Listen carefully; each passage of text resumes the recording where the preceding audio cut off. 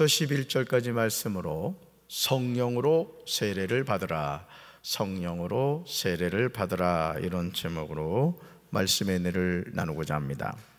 세례는 두 종류가 있습니다. 세례는 두 종류가 있습니다. 먼저 물세례입니다. 따라합시다. 물세례. 물세례. 자, 다음으로 성령세례. 성령세례. 자, 첫째는 무슨 세례? 물세례가 있고요. 다음으로 성령세례가 있습니다.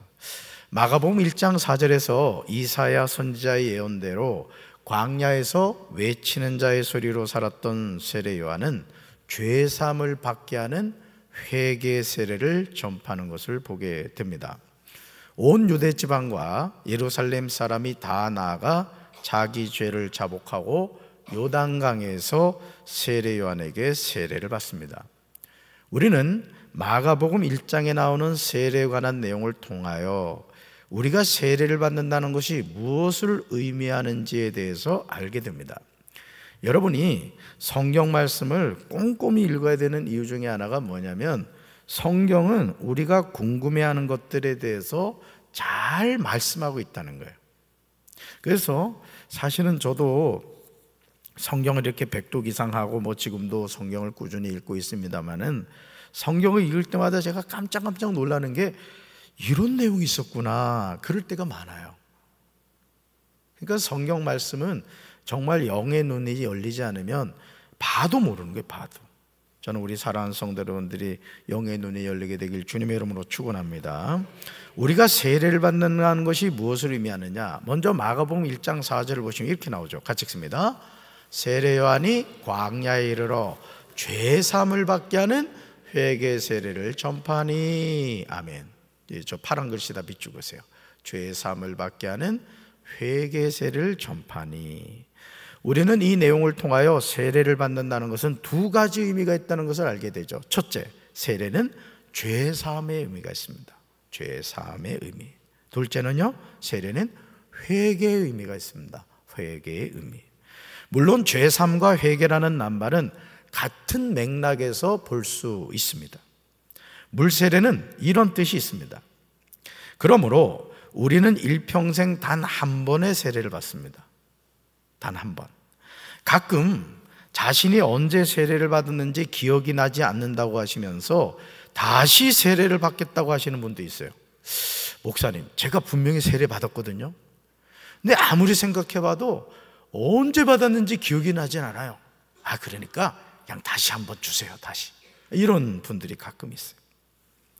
그리고 어린 시절에 받아서 자신의 신앙적인 고백이 없었다고 하시면서 다시 받기를 원하는 분들도 있습니다. 예를 들어 유아 세례를 받았을 경우, 또 자신이 아동 세례 같은 경우도 뭐가 뭔지 모른단 말이에요. 그러니까 받기는 받았는데 내가 고백을 하고 받았나, 이제 이런 마음이 드니까 내가 이제는 확실히 예수님을 영접하고 그 이름을 믿고 나는 하나님의 자녀라는 확신을 가지고 이제 세례를 받고 싶다, 이제 그런 뜻이죠. 하지만 세례는 한 번 받습니다. 세례를 받기 위해서 자신이 준비해야 하는 중요한 내용이 나오는데, 여러분 마가복음 1장 5절 보세요. 여러분 성경 보세요. 자, 거기 뭐가 나오죠? 나아가며 라는 뜻이었어요. 따라합시다. 첫째, 나아가야 합니다. 사실 이번에도 세례를 받기로 약속을 했는데 어떤 성도님이 이제 이 앞에 나오는 게 엄청 부담이 됐던 것 같아요. 교육도 다 우리 장대웅 전사님이 집으로 직접 찾아가서 이제 세례자 교육도 해드렸는데 아마 아직 마음문이 이렇게 열리지 않으셨던 것 같아요. 그래서 사실 세례를 안 받은 분이 있거든요. 저는 그거 아주 존중합니다. 세례를 그냥 어떤 통과 의례적으로 받는 것이 아니라 정말 자기의 고백이 있을 때 받는 게 사실 중요하거든요. 첫째 뭐라고요? 나아가야 돼요. 나아가야. 세례는 누군가 대신 받을 수 있는 것이 아니에요. 목사님, 우리 어머니가 지금 중환자실에 계시거든요. 저 대신 주세요. 이럴 수 없다는 거죠. 세례는 병상 세례도 본인이 받아야 됩니다. 본인. 또 본인의 고백이 있어야 하고요. 자신의 발로 나와야 합니다. 둘째는요, 따라서 자기 죄를 자복해야 합니다. 네. 누군가 대신하여 죄를 자복하지 못하죠. 그러나 안타깝게도 요즘 세례를 받는 이들 가운데 자기 죄를 자복하고 받는 이들이 얼마나 되겠습니까? 한번 여러분 자신을 한번 돌이켜 보세요. 여러분 세례 받으실 때 자신의 죄를 자복하고 목사님 제가 한 달간 금식기도 하고 세례 받았습니다, 이런 분 있어요? 아마 거의 그런 분이 없을 거란 말이죠. 근데 세례는 자신의 죄를 자복하고 받아야 된다라는 거죠. 그러므로 세례 교육을 담당하는 목회자는 세례의 의미를 정확하게 인식하고 세례자들에게 바른 내용을 가르쳐야 됩니다. 세례 받는다는 게 뭐냐, 이 세례를 받음으로 당신은 어떻게 신분이 바뀌느냐, 이런 정확한 의미를 전해줘야 되는 겁니다. 대충 전해줘서는 안 돼요. 이번에 유치부교회, 어린이교회, 청소년교회, 청년교회 다 이제 세례를 받고 작년도 받았습니다만은 이 교육하는 사람의 자세가 중요해요. 그래서 저는 제가 이제 인천 내립교회에서나 하기감리교회에서 부담임 목사로 있을 때 이 새가족 교육을 했다 그랬잖아요. 너무 중요합니다. 너무. 우리가요 사실은 신앙생활하면서 많이 알고 있는 것 같죠? 근데 그렇지 않습니다. 저도 이렇게 새가족 이렇게 교육을 하다 보면요, 제가 안수를 받은 목사임에도 불구하고 그 말씀이요 가슴으로 확 다가올 때가 있어요. 저는 우리 사랑하는 성도 여러분들이 하나님의 말씀을 들을 때마다 한 귀로 듣고 한 귀로 흘려버리는 게 아니라 그 하나님의 말씀이 여러분 가슴 속에 확 차고 들어오게 되길 바라요. 할렐루야. 여러분, 세례는 일평생 한 번만 받기 때문에 중요하죠. 세례가 무엇을 의미하는지도 제대로 배우지 않은 상태에서 세례를 받으면 자신이 예수 그리스도임으로 죄사함을 받았다는 사실을 믿지 못하는 거예요. 그리고 예수님의 보혈로 허물과 죄의 사함을 받은 하나님의 자녀임을 확신하지 못합니다. 또한 자기 죄를 자복하고 회개하는 은혜를 체험하지 못하게 되죠. 따라합시다. 세례는 거듭남입니다. 그래서 이 세례라는 것은 뭘 의미하냐면 여러분들이 다 증인을 한 말이에요. 그래서 사실은요, 우리가 이번에도 이제 성탄절날 세례를 줬단 말이에요. 그죠? 월요일이 성탄절이었잖아요. 12월 25일이. 그런데 여러분 이제 우리 교회만 해도 세례 받는 사람들이 인원이 많지 않아서 그렇습니다만은 규모 있는 교회 같은 경우 수십 명, 심지어는 100명이 넘는 경우가 있단 말이에요. 그럼 그 많은 사람들을 이 길에 세례 주다 보면은 성탄절 예배는 언제 드리냐고. 예수님이 배고프다고 막 울어제낄 텐데. 무슨 얘기인지 모르는구나. 여러분, 성탄절날 누가 태어났어? 예수님 태어나신 날이잖아. 근데 여기서 그냥 100명 세례 준다고 해봐 예수님 배가 고파가지고 야, 내가 태어난 날 별거 다 한다 그러실 거 아니에요. 그래서 다행히 우리는 적당한 선의 세례를 합니다만, 자, 왜 예배 때 세례를 주느냐? 이유는 한 가지예요. 여러분이 증인이 되는 겁니다. 그리고 세례를 받는 분들은 여기 와가지고 이제 담임 목사에게 성부와 성자와 성령의 이름으로 세례를 주노라 하고, 사실은 제가 작년만 해도 물을 이렇게 담아가지고 확 끼얹었는데 제가 심장이 약해져가지고 이번에는 살짝 터치만 해줬지 뭐예요. 그래서 세례받는 사람이 어떤 고백을 하는 거냐면, 저는 이제 예수님으로 죄사함 받아 하나님의 자녀가 되었습니다. 여러분이 그 증인이십니다. 이게 세례의 의미란 말이에요. 할렐루야. 세례는 목사가 주는 게 아닙니다. 세례는 주 예수 이름으로 받는 거예요. 아멘. 세례는 회개의 세례가 되어야 돼요. 그래서 여러분이 직분을 받을 때나 이런 세례를 받을 때나 이럴 때는 여러분의 준비 기도가 필요합니다. 그래서 임직 받기 전에도 최소한 한 주나 한 달 정도는 새벽 기도나 이렇게 와서 내가 이제 집사의 직분을 받게 되었다, 권사의 직분을 받게 되었다, 내가 주님 이 직분 잘 감당할 수 있게 도와주세요. 준비 기도가 있어야 되는 거예요. 할렐루야. 모든 게 그렇습니다. 모든 게. 요한복음 3장에서 예수님은 바리새인 니고데모와 대화하십니다. 니고데모는 밤에 예수님을 찾아오죠. 예수님은 자신을 찾아온 니고데모에게 이렇게 말씀하세요. 같이 읽습니다. 진실로 진실로 내게 이르노니 사람이 거듭나지 아니하면 하나님의 나라를 볼 수 없느니라. 아멘. 사랑하는 성도 여러분, 세례요한이 광야에 이르러 죄사함을 받게 하는 회개 세례를 전파했다는 말씀을 주목해 보시기 바라요. 세례는 단순히 담임 목사가 세례자의 머리에 물을 넣는 행위로 끝나는 예식이 절대 아니라는 거예요.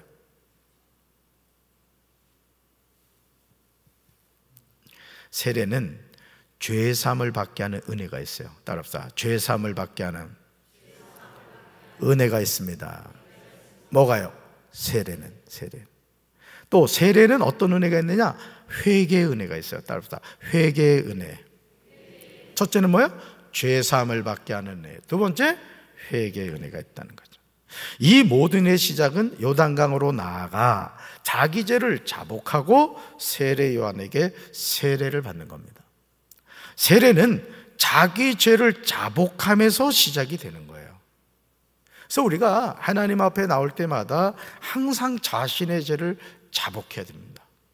그래서 여러분, 우리 손가락 기도 아시죠? 자, 첫 번째, 하나님 아버지. 그 다음, 감사합니다. 그 다음, 용서해 주세요. 그 다음, 간구, 소원이 있습니다. 마지막, 예수님의 이름으로 기도합니다. 이 기도의 손가락이란 말이에요. 보세요. 하나님 아버지 감사합니다. 그 다음 뭐예요? 회개란 말이에요. 회개.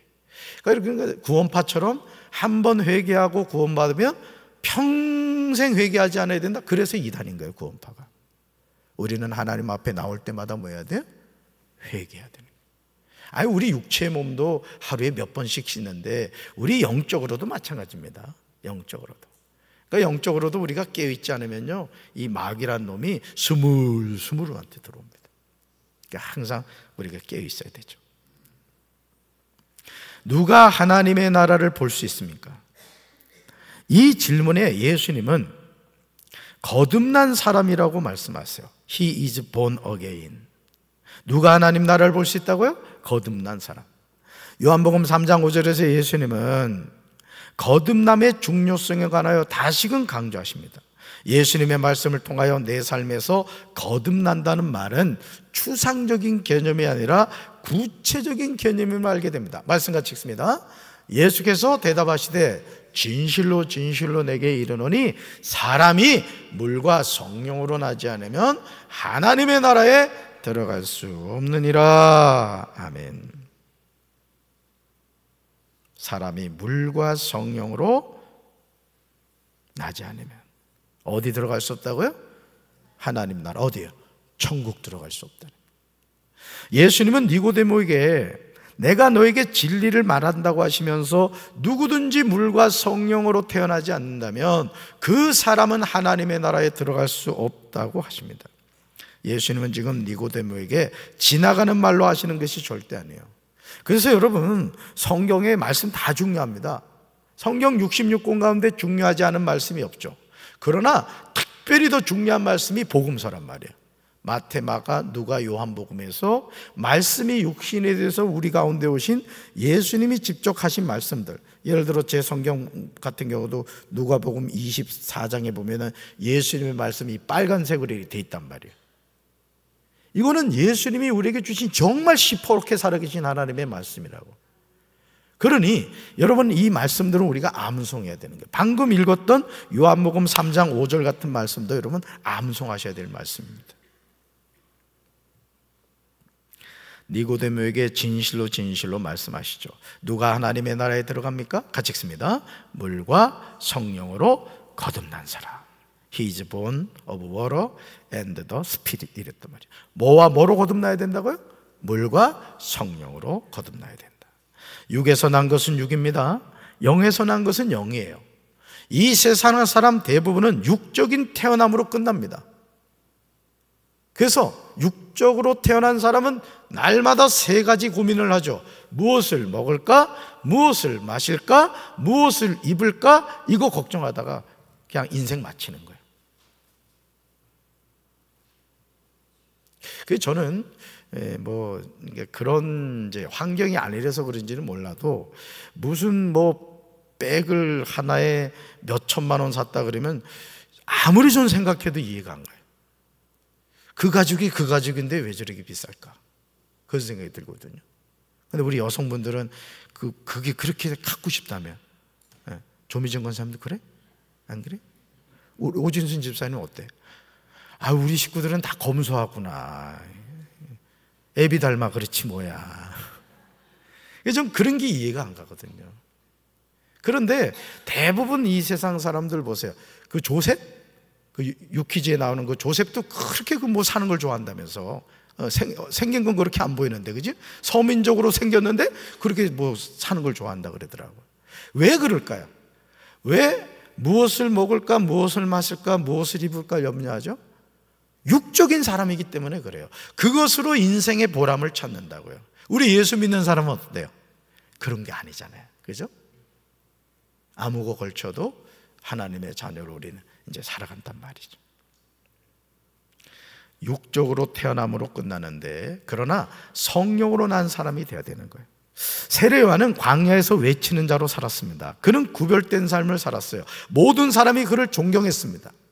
선지자로 알고 있었습니다. 심지어 그리스도가 아니냐고 묻는 사람도 있었습니다. 그러나 세례 요한이 준 세례는 물 세례였다는 거예요. 이걸 주목하셔야 돼요. 그 당시에 그렇게 존경받고 심지어는 메시아인 줄로 알았다니까요. 그런데도 세례 요한이 준 세례는 무슨 세례였다? 물 세례였다는 거예요. 이거 잘 아셔야 돼요. 이 세상에서 우리 신령한 목사님이다, 그냥 뭐 말씀에 막 은혜가 막 넘친다, 그래도 사람일 뿐이에요. 우리는 하나님 바라봐야 될 줄로 믿습니다. 할렐루야. 사람을 우상처럼 섬기면 안 돼요. 여러분, 마가복음 1장 8절에서 요한은 이 사실에 관하여 분명하게 말합니다. 같이 읽습니다. 나는 여러분에게 물로 세례를 주었지만 그는 여러분에게 성령으로 세례를 주실 것입니다. 아멘. 잘 보세요. 이 파란 글씨. 자, 세례 요한은 당시 세례 요한을 찾아온 사람에게 어떤 세례를 줬죠? 물로 세례를 줬어요. 이게 세례 요한의 한계란 말이에요. 그런데 여러분에게 그는 누구예요? 예수님은 뭐로 세례를 주신다? 성령으로 세례를 주신다. 그래서 세례는 두 종류. 무슨 세례? 물 세례. 또 무슨 세례? 성령 세례. 받아야 된다, 받지 말아야 된다? 반드시 받아야 된다. 할렐루야. 그래서 내가 물 세례 받았다고 끝난 게 아니에요. 난 우리 사랑하는 성도 여러분들이 다 불세례, 성령 세례 받게 되길 주님의 이름으로 축원합니다. 사랑하는 성도 여러분, 요한복음 3장에서 예수님이 니고데모에게 육에서 난 사람과 성령으로 난 사람이 있다고 말씀하신 것처럼 물로 세례를 받는 사람과 성령으로 세례를 받는 사람이 있음을 알아야 됩니다. 여러분은 지금 어떤 사람입니까? 육에서 난 사람입니까? 성령으로 난 사람입니까? 물로 세례를 받으셨습니까? 아니면 성령으로 세례를 받으셨습니까? 자신을 바라봐야 돼요. 그래서 혹여나 오늘 이 수요 저녁 예배에 참여하신 분들 가운데, 목사님, 저는 아무리 생각해봐도 물 세례밖에 못 받은 것 같아요. 근데 제가 장로가 됐어요, 또는 권사가 됐어요. 이런 분들이 계시다면 그 창피하게 생각할 거 없어요. 그럴 수도 있어요. 아니, 목사들 가운데도 그런 목사들 많아요. 그럼 어떻게 하면 될까요? 하나님 앞에 솔직하게 얘기하는 거예요. 하나님, 아무리 생각해봐도 저는 물세례밖에 못 받은 것 같는데 오늘 목사님이 말씀을 전하시는데 물세례만 있는 게 아니라 성령 세례도 있다는데 그 성령 세례를 예수님이 주신다면서요? 저도 주세요. 우째 아멘이니 시원찮아. 저도 주세요. 아멘. 받으시길 주님의 이름으로 축원합니다. 할렐루야. 이것은 단순히 우리가 어떤 세례를 받았느냐의 문제로 끝나지 않습니다. 우리가 이후에 하나님의 나라에 들어가느냐 들어가지 못하느냐의 문제라는 거예요. 이게 예수님 말씀입니다. 얼마나 두렵고 떨리는 일입니까? 신랑을 맞이하려고 등과 기름을 준비한 슬기 있는 5 처녀와 미련한 5 처녀를 구분한 것은 아주 사소한 것에서 나타났습니다. 슬기 있는 5 처녀는 그릇에 기름을 담아 등과 함께 가져갔어요. 그릇에 뭘 담아? 기름을 담아 뭐와 함께? 등과 함께 가져갔다. 하나님의 나라는 도매금으로 들어갈 수 있는 장소가 아닙니다. 한 번 죽는 것은 사람에게 정해진 것이고 그 위에 뭐가 있다? 심판이 있습니다. 하나님의 심판은 뇌물을 쓸 수 없어요. 아무리 유명한 로펌을 껴도 승소할 수 없어요. 아니, 하나님하고 재판해가지고 어느 로펌이 이깁니까? 어린 반푼 없지도 없지. 광야에서 외치는 자의 소리로 살기 위해서 세례요한은 낙타털 옷을 입고 허리에 가죽띠를 띠고 메뚜기와 석청을 먹었습니다. 그러면서도 세례요한은 자신의 위치가 어딘지를 잊지 않았어요. 주변 사람들이 자신을 메시아가 아닌가 하는 생각을 가지고 추종할 때 세례요한은 전혀 흔들리지 않았어요. 우리 사랑하는 성도 여러분도 마찬가지예요. 하나님이 여러분에게 어떤 은사를 주셨다. 그 은사 때문에 하나님의 영광을 가리면 안 돼요. 답시다. 모든 영광은 하나님 받아 주옵소서. 할렐루야. 예를 들어 내가 찬양을 잘한다. 그러면은 그 찬양을 부르면서도 하나님 영광 받아 주옵소서. 오늘 글로리아 찬양대 너무 잘했어. 오늘 말씀하고 같이 보니까 매칭이 돼. 내가 립싱크 하는 사람이 있나 봤더니 다 소리를 내더라고. 여러분, 무엇을 하든지 우리는 무슨 영광? 하나님께 영광. 할렐루야. 이제 우리는 세례요한이 자신에게 나온 사람들에게 전한 메시지를 경청해야 돼요. 같이 읽습니다. 나는 너희에게 물로 세례를 베풀었거니와 그는 너에게 성령으로 세례를 베푸시리라. 아멘. 이 말씀을 깨달아야 돼요. 물 세례로 만족하지 말고 성령으로 세례를 받겠다는 믿음의 결단이 있어야 돼요. 즉 성령으로 난 사람이 돼야 돼요. 할렐루야. 정말 놀라운 사실은요, 예수님도 갈릴리 나사렛으로부터 와서 요단강에서 세례요한에게 세례를 받으셨습니다. 성자 하나님이시며 참 사람이신 예수님이 피조물에 불과한 세례요한에게 세례를 받으신 거예요. 얼마나 겸손한 모습입니까? 사실은 육신의 몸을 입고 이 세상에 태어난 것을 개역 성경을 보면요, 지금 개역 개정판 전에 개역 성경을 보면요, 비하하셨다 이렇게 표현합니다. 비하. 아주 낮아지셨다는 거죠.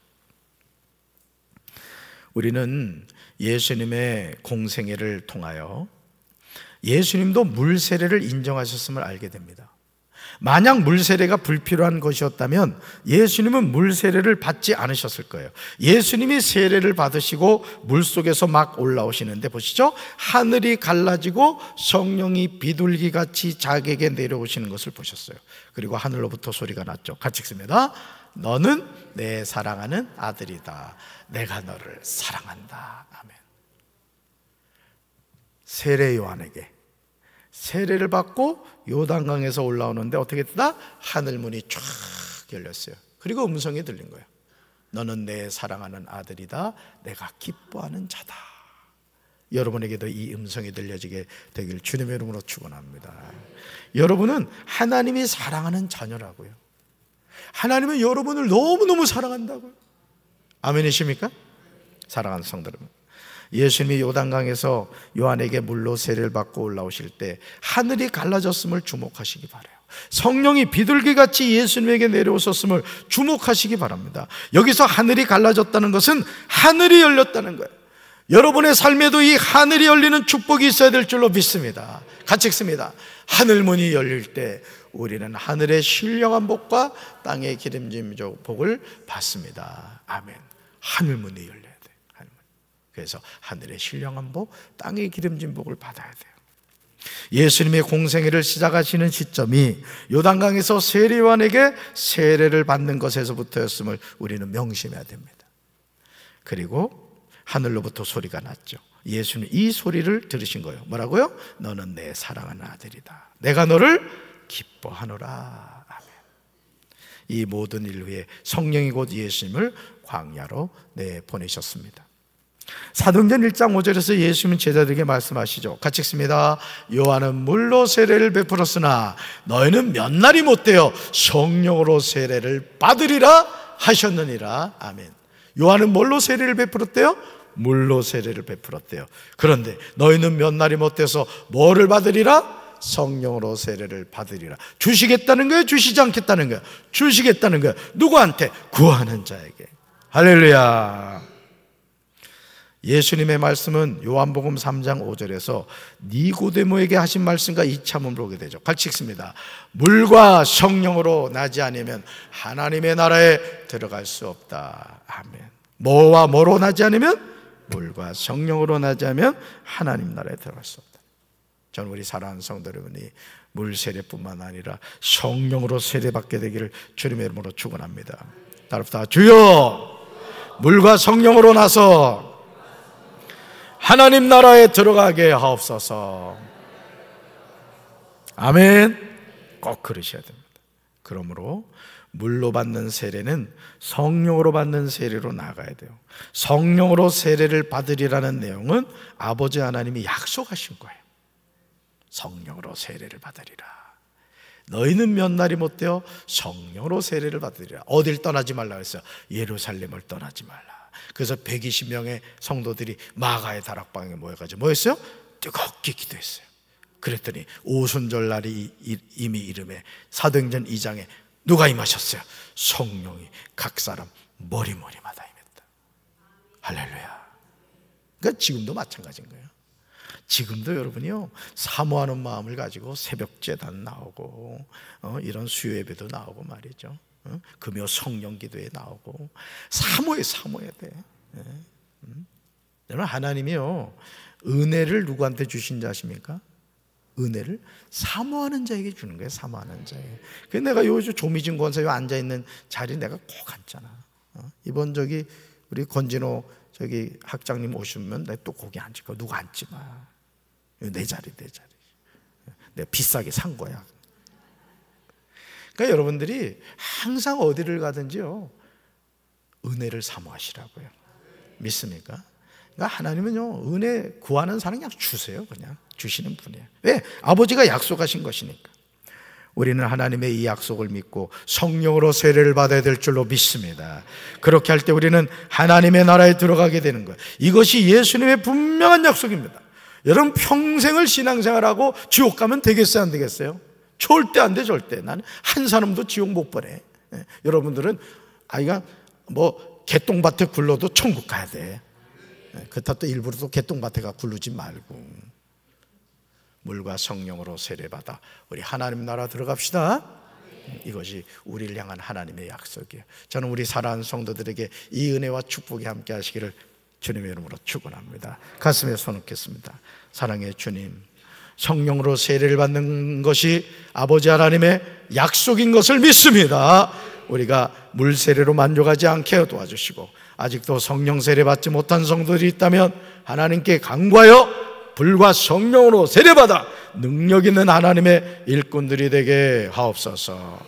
이제는 우리 주 예수 그리스도의 크신 은혜와 하나님 아버지의 한없는 사랑과 성령님의 교통하심이 물과 성령으로 세례받아 예수님의 증인되기 원하는 사랑하는 주의 백성들 위해 이제부터 영원토록 함께 하시기를 간절히 축원하옵나이다. 아멘.